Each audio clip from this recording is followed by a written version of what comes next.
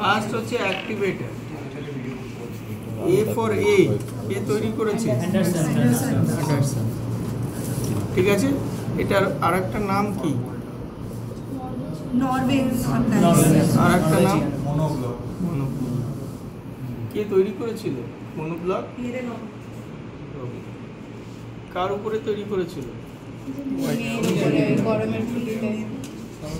ঠিক আছে। What is the disadvantage of this appliance? Bulky.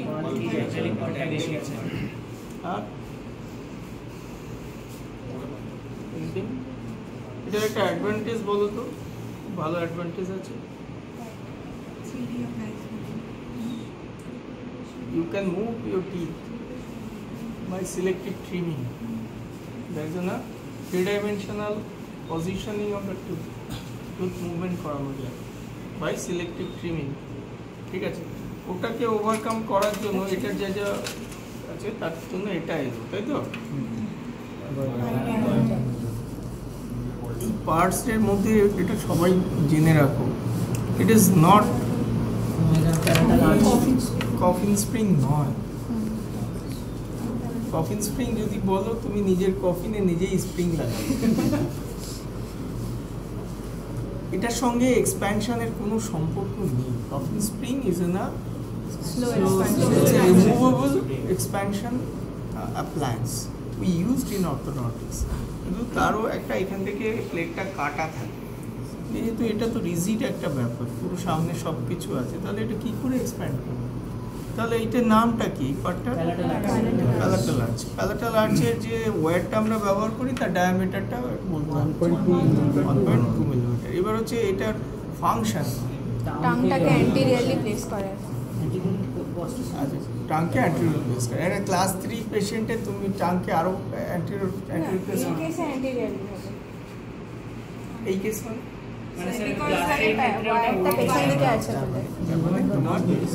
according to the need it can directed anteriorly and posteriorly. যখন আমার class 2 সিচুয়েশনে, in class 2 molar relations, mandible is on back. What is our intention? To forward the mandible. To forward the mandible, mandible কে ফরওয়ার্ডে আসার জন্য insist করতে হলে আমার টাংকে সামনে এগিয়ে আসতে হবে। ঠিক আছে, আমি যখন বাইট রেজিস্ট্রেশন করছি একটা ক্লাস 2, এখানে যদি ইনসাইজারগুলো এরকম থাকে, আমি বাইটটাকে নিচে এগিয়ে নিয়ে আসছি না, তো ম্যান্ডিবলকে এগিয়ে নিয়ে আসছি। তো ম্যান্ডিবল যখন এগিয়ে আসছে তার মানে তার জিভটাও এগোচ্ছে। কান টানলে যেমন মাথা আসবে, তেমনি জিভ টানলেও তোমার ম্যান্ডিবলটা আসবে, because it is attached with the mandible. মাসলটার নামটা কি? ঠিক আছে, দিস ইজ দ্য কোশ্চেন। এই যে একটু জানে তাকে, তার কাছে এই উত্তরটা পাওয়া যাবে। কি বলে? জিনিও ইট ইজ অ্যাটাচড উইথ কোথায় আছে? ফাইবার তো এইটাই, তোমার কোয়ালিটি বোঝা যাবে এই জায়গাগুলোতে। তুমি যদি যেটা কাজ করছো, যেটা জানো, সেটা ঠিক কেন, তার বিহাইন্ড দ্য কার্টেন কী কী কাজ করছে সেটা তোমাকে বুঝতে হবে। ম্যান্ডিবল ফরওয়ার্ড আসছে, কোন মাসল? রিট্রাক্ট করছে, কোন মাসল? ঠিক আছে, বাক্সিনেটের মাসলের ফাংশন কি? একটু ভালো আনসার করতে গেলে একটু জানতে হবে। তো ঠিক আছে, এটা ওয়্যারটা জানলে, ওয়্যারের ডাইরেকশন কি, তার নাম কি জানলে, এই ওয়্যারটার কি নাম, ফাংশন, সেই বেসিক যে তোমার ফাংশনাল ম্যাট্রিক্স, মানে তোমার ফাংশনালের মেইন থিম কি? এলিমিনেশন এন্ড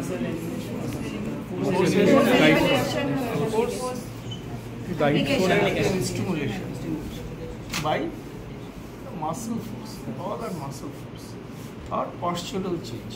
Postural change করলে oral cavity size change হয়ে যাচ্ছে, pharyngeal space এর alteration হয়ে যাচ্ছে, mandible সামনে সরে এলে pharyngeal space open up হচ্ছে, শুয়ে পড়লে mandible পেছনে চলে যাচ্ছে, pharyngeal constriction হয়ে যাচ্ছে, তাই না?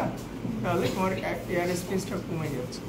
তো এগুলো হচ্ছে তোমার রিলেটেড কোশ্চেন। তাহলে এটা তো বাক্সিনেটার মাসল, তুমি কি করছো?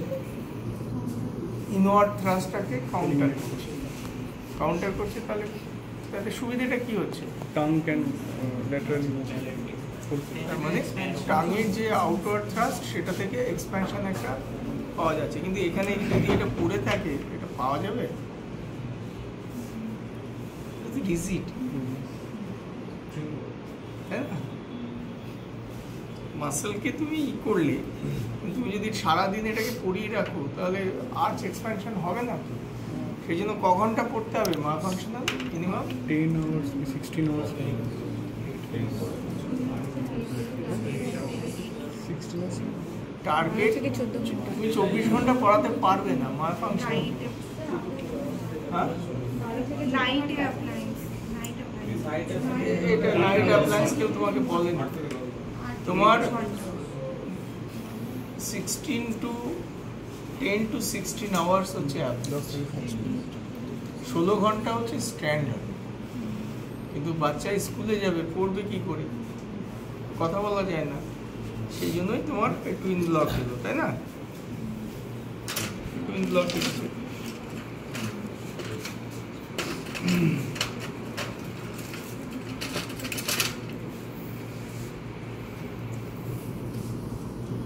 ঠিক আছে, এই টুইন ব্লকটা এলো। তো টুইন ব্লক কে তৈরি করলো? William Clark. এটা সুপিরিয়রিটি কি? টুইন ব্লকের সুপিরিয়রিটি কি? সবসময় পড়ে থাকা যাবে। Function. আর কিছু সুপিরিয়রিটি? আর কোনো?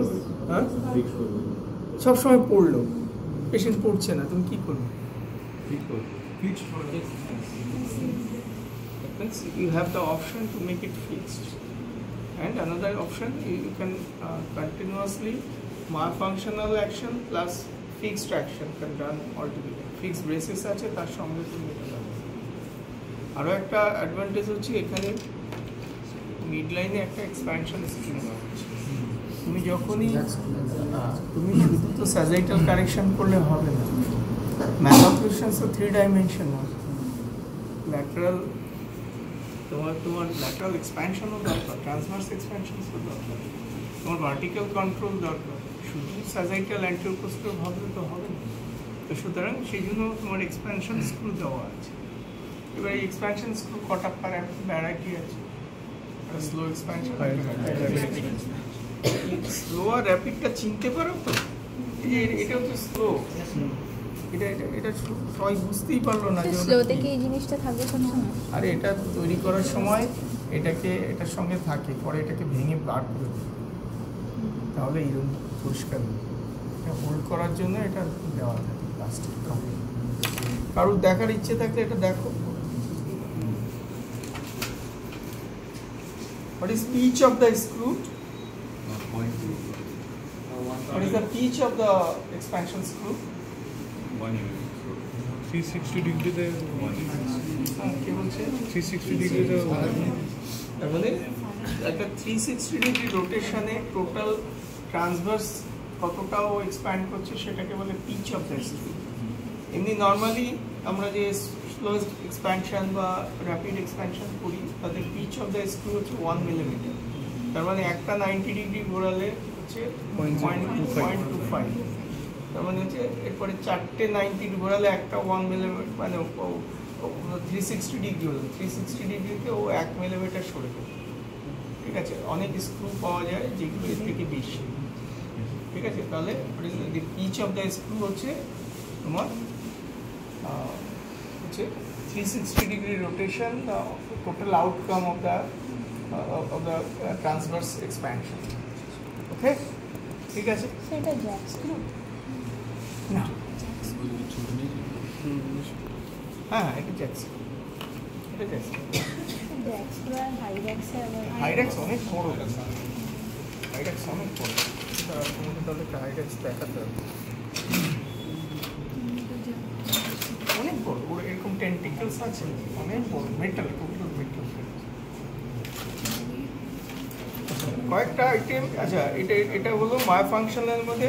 আর ফ্র্যাঙ্কেলটা তোমরা দেখে নেবে, ওরাল জিমনাস্টিক্স।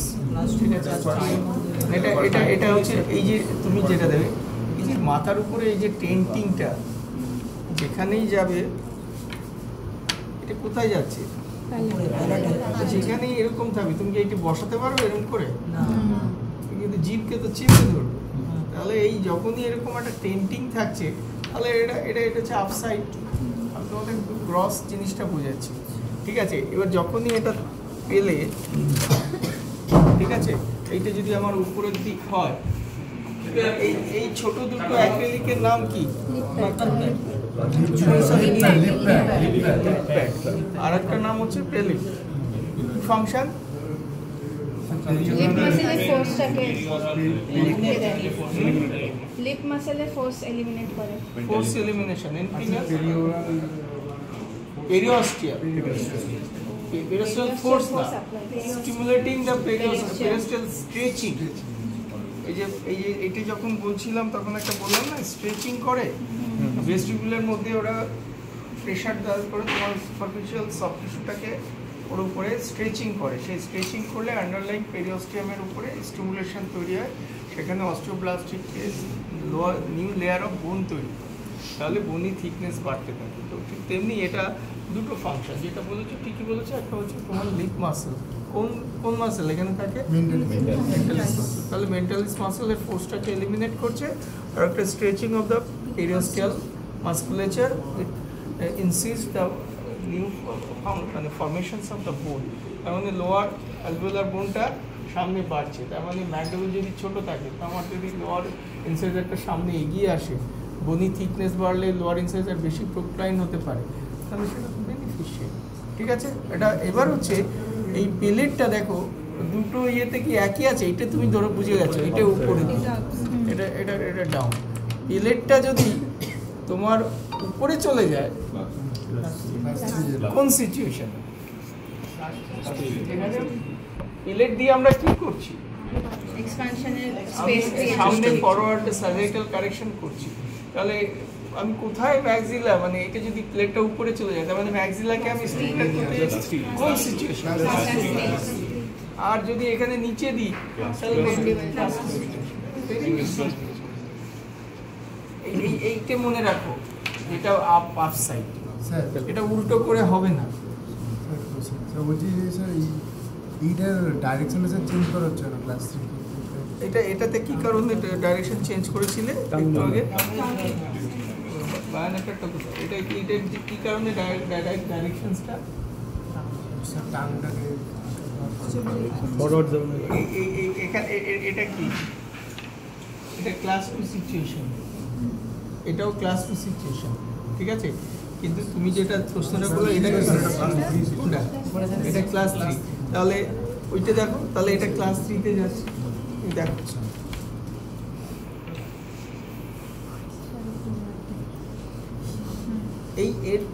এটা হচ্ছে টাং স্টিমুলেটর। এমন না যে টাংকে ধরে কান ধরে টেনে নিয়ে আসছে, মানে এটার এই যে পার্টটা বেসিক্যালি এটা একদম ফ্ল্যাট নয়, এটা স্লাইড কার্ভ